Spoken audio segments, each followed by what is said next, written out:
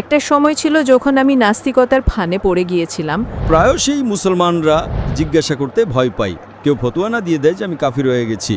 একটি প্রশ্ন রয়ে গেছে। তখন এই প্রশ্ন আমাকে খুব চিন্তিত রাখতো।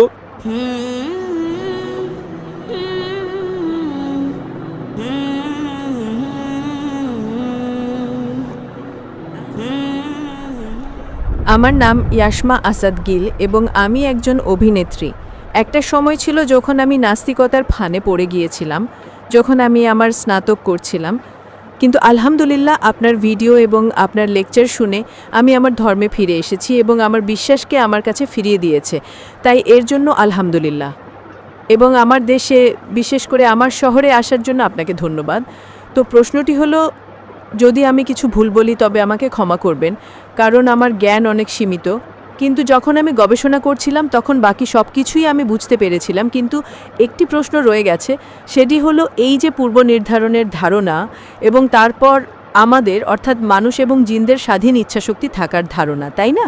তো যদি সব কিছু আগে থেকে লিখে দেওয়া হয়ে থাকে, যদি সব কিছু পূর্ব নির্ধারিত হয়, তাহলে এই যে ধারণা যে যদি একজন চোর কোথাও চুরি করে তাহলে সেটা কি আগে থেকেই লেখা ছিল না?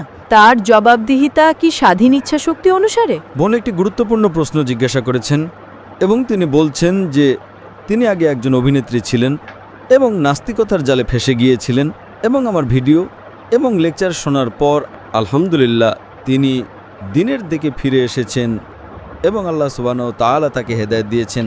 আমি আপনাকে ধন্যবাদ জানাতে চাই যে আপনি ফিল্ম ইন্ডাস্ট্রি থেকে ফিরে এসে সঠিক পথে এসেছেন। এটা খুব কঠিন, যদি মিডিয়ার জালে কেউ ফেঁসে যায় তবে বেরিয়ে আসা মুশকিল, কিন্তু আল্লাহ তাআলা অনেক মানুষকে হেদায়েত দিচ্ছেন, আপনাকেও আল্লাহ হেদায়েত দিয়েছেন।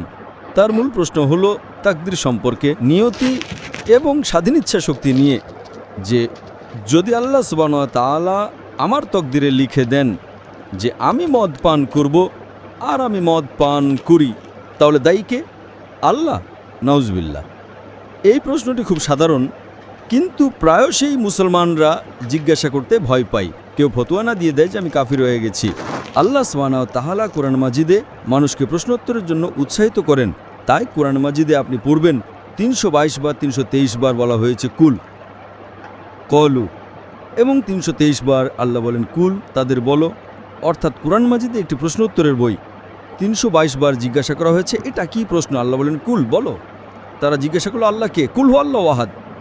তো এই কুল প্রশ্ন করা কোনো খারাপ জিনিস নয়, কিন্তু এই প্রশ্নটা খুব সাধারণ যে আমরা তাকদিরে বিশ্বাস করি, এটা আমাদের ঈমান। তাহলে আল্লাহ তাআলা যদি তাকদিরে লিখে দেন যে আমি মদ পান করব আর আমি মদ পান করি, তাহলে দায়ী কে? আল্লাহ? নাউজুবিল্লাহ। এর উত্তর হলো আমাদের বুঝতে হবে তাকদিরের মানে কি। এই প্রশ্ন যখন আমি দাওয়াতের ময়দানে প্রায় 35 বছর আগে শুরু করেছিলাম, তখন এই প্রশ্ন আমাকে খুব চিন্তিত রাখতো। কেউ আমাকে জিজ্ঞাসা করেনি, এটা আল্লাহর রহমত।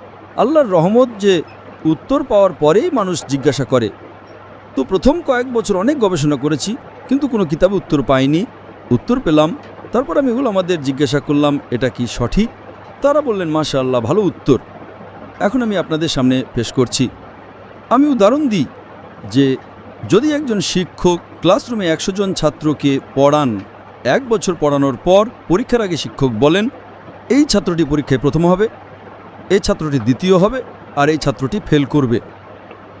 ক্ষমা করবেন, আপনাকে উদাহরণ দিচ্ছি শুধু আপনার জন্য। আর পরীক্ষার পর এটাই সঠিক প্রমাণিত হয় এই ছাত্র ফার্স্ট ক্লাস, এই ছাত্র সেকেন্ড ক্লাস, এই ছাত্র ফেল করে। আমার প্রশ্ন হলো, যে ছাত্রটি ফেল করলো সে কি বলতে পারে যে শিক্ষক ভবিষ্যৎবাণী করেছিলেন বলেই, যেহেতু শিক্ষক ভবিষ্যৎবাণী করেছিলেন যে আমি ফেল করব তাই আমি ফেল করেছি, সে কি এটা বলতে পারে? হ্যাঁ কি না? না। শিক্ষক দেখতেন যে এই ছাত্রটি মেধাবী, ঠিকমতো হোমওয়ার্ক করে, বুদ্ধিমান, এই ছাত্রটি মাঝারি, আর এই ছাত্রটি ক্লাস ফাঁকি দিত, ক্লাসে আসতো না, সিনেমা দেখত। তো শিক্ষক দেখেই ভবিষ্যৎবাণী করেছিলেন, আর শিক্ষক প্রায়শই সঠিক হন, কিন্তু তিনি মানুষ, ভুলও হতে পারে। ঠিক একইভাবে আল্লাহ সুবহানাহু ওয়া তাআলা একজন মানুষ নন। আল্লাহর কাছে অদৃশ্যের জ্ঞান আছে। আল্লাহ আগে থেকেই জানেন আপনি কোন সিদ্ধান্ত নিতে চলেছেন। উদাহরণস্বরূপ, এক ব্যক্তি একটা চৌরাস্তায় আসে, সে 4টে রাস্তার মধ্যে একটা বেছে নিতে পারে, রাস্তা নাম্বার 1, রাস্তা নাম্বার 2, রাস্তা নাম্বার 3, রাস্তা নাম্বার 4। সে বেছে নেয় রাস্তা নাম্বার 2। পছন্দটা কার? মানুষের, হ্যাঁ কি না? কিন্তু আল্লাহ সুবহানাহু ওয়া তাআলার কাছে ইলমে গায়েব আছে যে 5ই অক্টোবর রাত 1টার সময়, রাত 1:15 এই চৌরাস্তায় সে আসবে। তার কাছে 4টে পছন্দ থাকবে, রাস্তা নাম্বার 1, 2, 3, 4। আল্লাহ জানেন সে রাস্তা নাম্বার 2 বেছে নেবে। তো আল্লাহ তাকদিরে লিখে দেন আগে থেকেই যে এই মানুষটা 5ই অক্টোবর রাত 1:15 রাস্তা নাম্বার 2 বেছে নেবে। তো রাস্তা নাম্বার 2 কে বেছে নেব, আল্লাহ নাকি সেই মানুষটা বেছে নিয়েছে? তাহলে দায়ী কে, আল্লাহ না মানুষ? মানুষ। সে এগিয়ে যায়, আরও 3টে রাস্তা আসে, রাস্তা এ, রাস্তা বি, রাস্তা সি। সে রাস্তা এ বেছে নেয়। আল্লাহ জানেন সে রাস্তা এ বেছে নেবে, তিনি লিখে দেন দায়ী কে, মানুষ। আল্লাহর কাছে ইলমে গায়েব আছে এবং আল্লাহ সুবহানাহু ওয়া তাআলা কখনোই ভুল করেন না। আপনাকে পছন্দ দিয়েছেন, আপনি চুরি করে জীবন কাটাতে পারেন অথবা সততার সাথে, আপনি সততার সাথে কাটান। আল্লাহ তাআলা লিখে দেন যে এই মানুষটা সততার সাথে জীবন কাটাবে, তাহলে দায়ী কে, মানুষ। একটা হাদিসে আসে যে দোয়া তকদিরকে বদলাতে পারে, এটা সঠিক। উদাহরণস্বরূপ আপনি পরীক্ষায় বসেন, আপনার পরীক্ষা খুব খারাপ হয়, আপনি জানেন ফেল করতে চলেছেন, আপনি বাড়িতে এসে দোয়া করেন, হে আল্লাহ আমাকে পাশ করিয়ে দাও। আল্লাহ সুবহানাহু ওয়া তাআলা আগে থেকেই জানেন যে আপনি এই তারিখে পরীক্ষায় বসতে চলেছেন আর আপনি ফেল করবেন। আল্লাহ এটাও জানেন যে আপনি বাড়িতে এসে দোয়া করবেন, হ্যাঁ কি না? আল্লাহ এটাও জানেন যে আল্লাহ দোয়া কবুল করবেন কি না। আল্লাহ দোয়া কবুল করে নেন। তো তকদিরে লেখা থাকে যে এই মেয়েটি পরীক্ষায় যায়, ফেল করতে চলেছিল, বাড়িতে এসে দোয়া করে, আল্লাহ দোয়া কবুল করে নেন এবং তাকে পাশ করিয়ে দেন। তো আমরা জানি না কি হতে চলেছে, তাই দোয়া করা ভালো জিনিস। তাই আল্লামা ইকবাল বলেন, खुद ही को कर इतना बुलंद कि हर तकदीर के पहले खुदा बंदे से खुद पूछे तेरी रजा क्या है। सुभान अल्लाह। তো তকদিরের মানে হলো আল্লাহ সুবহানাহু ওয়া তাআলা আপনাকে ইচ্ছা শক্তি দিয়েছেন 100% না 95, 98। আমি চাই আমি পৃথিবীকে ধ্বংস করে দেবো, আল্লাহ তা করতে দেবেন না। কিন্তু আল্লাহ আপনার পছন্দ আপনার উপর ছেড়ে দিয়েছেন, আপনাকে হেদায়েত দিয়েছেন কোরআন এবং হাদিসে। আপনি অনুসরণ করবেন কি করবেন না সেটা আপনার উপর স্বাধীন ইচ্ছা শক্তি আছে। কিন্তু যদি আপনি কোনো ভুল করেন আপনি দায়ী, আপনি কোনো ভালো কাজ করেন আপনি দায়ী। তো এই জন্যই তকদির সম্পর্কে আল্লাহর ইলমে গায়েব আছে। তো যে কোনো ভুল কাজ আপনি করেন আল্লাহ আপনাকে দিয়ে করান না।